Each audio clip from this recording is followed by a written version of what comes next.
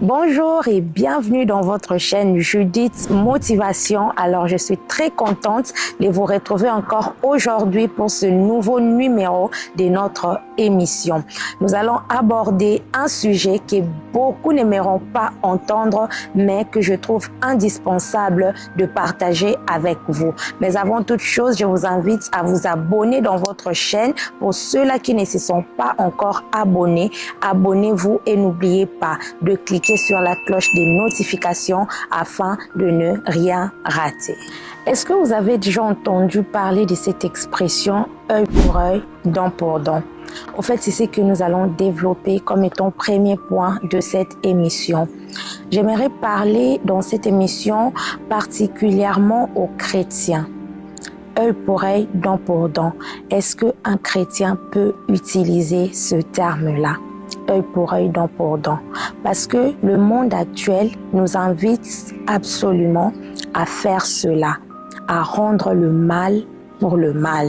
Le monde actuel nous montre que quand quelqu'un te fait du mal, toi aussi tu dois rendre le mal. Mais est-ce que c'est ce que la Bible nous dit? Est-ce que c'est ce que la parole de Dieu nous recommande de faire? Alors je vous dirais simplement non. Les chrétiens ne rendent pas le mal pour le mal. Quand quelqu'un te fait du mal, toi, rends-le le bien. Ainsi, Jésus même, il a dit dans sa parole que si quelqu'un te frappe dans ta joue droite, il faut lui présenter encore la joue gauche. C'est pas facile d'être chrétien avec ces mondes d'aujourd'hui plein de mauvaises choses, plein de rancœur, plein de haine, plein de mauvais caractères. Mais qu'est-ce que nous allons faire? Parce que nous sommes chrétiens, nous devons faire preuve de notre identité en Christ. Aujourd'hui, je suis venue dire à un chrétien que le terme œil pour œil, dent pour dent n'est pas fait pour toi. Peu importe la grandeur ou la profondeur du mal qu'on t'a fait, toi tu es appelé à pardonner.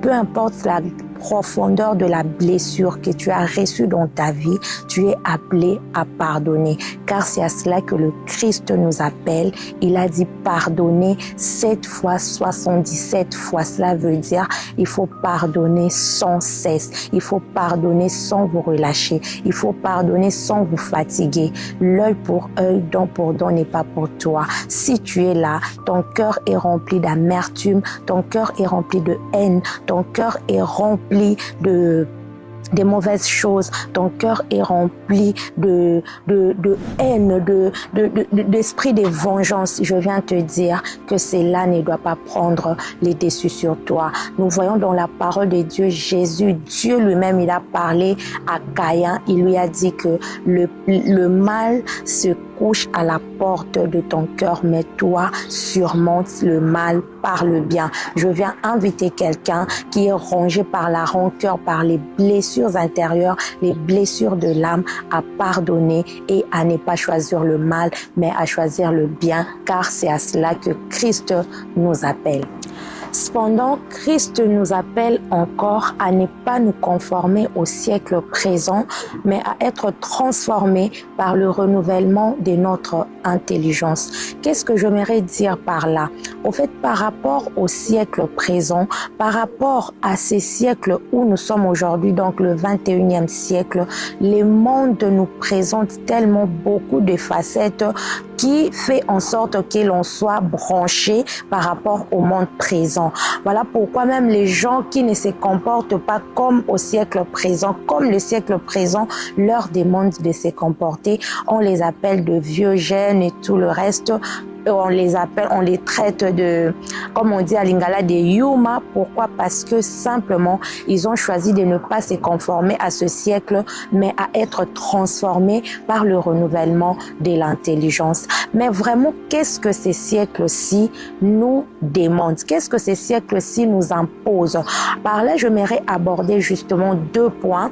Premièrement, l'habillement. Le siècle présent nous montre un certain mode, une certaine mode à suivre. Le siècle présent nous montre un certain style à adopter dans notre habillement. Mais est-ce que en tant que chrétiens, devons-nous vraiment nous conformer à ce siècle? Devons-nous vraiment nous conformer à cette mode que le siècle présent nous présente. Là, j'aimerais simplement vous dire que c'est non.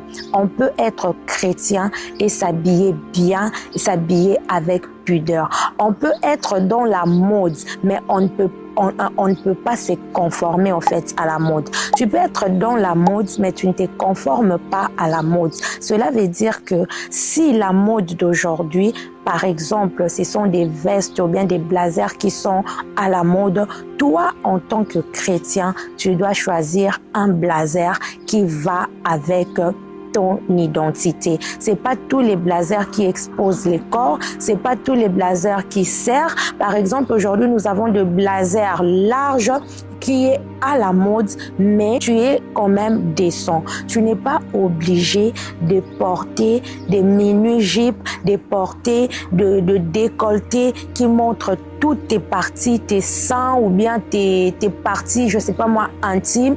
En tant que chrétien, tu ne dois pas te conformer à cette mode-là. La mode, oui, mais est-ce que cette mode que tu es en train de suivre, elle est conforme par rapport à ce que la parole de Dieu nous dit? Tu dois toujours te demander, te regarder toujours dans le miroir à chaque fois que tu t'habilles, te regarder et te dire en toi-même, est-ce que la façon dont je me suis habillée, le Seigneur est glorifié dans mon habillement ou pas? Nous ne sommes pas contre la mode, mais nous sommes contre la mode qui pervertit. En tant que chrétien, tu peux être à la mode et t'habiller décemment. Alors aujourd'hui, j'invite un chrétien, une chrétienne à ne pas seulement être à la mode, mais à être à la mode comme étant un vrai chrétien. Et si la mode qui se présente devant toi ne glorifie pas ton Seigneur, tu ne dois pas la suivre. C'est justement pour vous dire qu'il n'y a pas c'est pas toutes les modes que l'on suit. On ne suit pas toutes les modes. Tu n'es pas obligé d'être toujours à la mode, d'être toujours à la page. Mais je vous rassure que tu peux aussi être à la mode tout en gardant ta pudeur, tout en gardant ta dignité. Alors aujourd'hui, choisis de t'habiller d'une manière à glorifier le Seigneur qui est en toi, en qui tu as cru.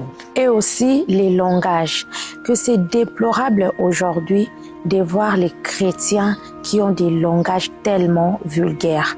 La même bouche qui prie, c'est la même bouche qui insulte. La même bouche qui prie, c'est la même bouche qui médit. La même bouche qui prie, c'est la même bouche qui critique. La même bouche qui prie, c'est la même bouche qui déshonore. La même bouche qui prie, c'est la même bouche qui ment. Les chrétiens aujourd'hui ont des paroles vulgaires. Pourquoi? Parce que c'est à la mode. Comme c'est à la mode, comme c'est le 21e siècle, comme c'est le siècle présent, nous devons absolument nous conformer à tout ce qui s'est dit sur la toile, dans notre entourage, mais on oublie que nous sommes chrétiens. En tant que chrétiens, il y a des propos qu'on ne tient pas. En tant que chrétien, il y a des langages qu'on n'utilise pas. Il y a des mots qu'on n'emploie pas. Il y a des termes qu'on n'utilise pas. Un chrétien qui prononce facilement des insanités dans sa bouche. Un chrétien qui prononce facilement des gros mots dans sa bouche. Un chrétien qui a la facilité d'insulter. Un chrétien qui a la facilité de mentir. Un chrétien qui a la facilité de médire. Un chrétien qui a la facilité de juger. Un chrétien qui a la facilité de se moquer au fait, surtout lorsque je vois des chrétiens qui se moquent des autres. Oh là là, ça m'écoeure parce que comment toi, un chrétien, tu peux commencer à utiliser ta bouche pour te moquer des autres? Regarde, il est mal habillé. Regarde, il n'est pas à la mode. Regarde, il est démodé. Regarde, il n'a pas ça. Regarde, il n'est pas comme moi. Un chrétien qui utilise sa bouche pour diminuer les autres. Un chrétien qui utilise sa bouche pour faire voir aux autres qu'ils ne sont rien. Un chrétien qui utilise sa bouche pour blesser les autres. Un chrétien qui, lorsqu'il ouvre la bouche, tout le monde doit paniquer, tout le monde doit quitter le lieu parce que de sa bouche il sort que des paroles de médisance, des paroles de critique, des paroles mensongères, et de sa bouche il ne sort jamais des paroles de vie. Aujourd'hui, Je veux inviter un chrétien à utiliser ta bouche pour donner la vie, à parler pour donner la vie, communiquer la vie à ton entourage, communiquer la vie à ta maison, communiquer la vie à tes enfants, surtout les mamans chrétiennes qui insultent leurs enfants. Oh tala ye kuna zoba, oh tala ye kuna akobongate. Yango mwana voya na zoe wapi. Une maman chrétienne qui utilise de tels langages, elle n'est pas digne d'être chrétienne. Vous ne maudissez pas, au contraire, bénissez. On a vu avec Job, alors qu'il traversait des moments difficiles, sa femme lui dit, maudis Dieu et meurt. Mais Job a refusé d'utiliser sa bouche pour maudire Dieu. Il a pourtant utilisé sa bouche pour bénir Dieu. Il a dit, l'Éternel a donné, il a repris. Que son nom soit béni. Je veux inviter aujourd'hui un chrétien, une chrétienne là où tu es, d'utiliser ta bouche pour bénir, d'utiliser ta bouche pour faire du bien, pour donner des paroles de réconfort, pour donner des paroles d'espoir, pour donner des paroles d'espérance et non pour insulter, critiquer, utiliser des paroles vulgaires pour blesser et pour attrister les autres.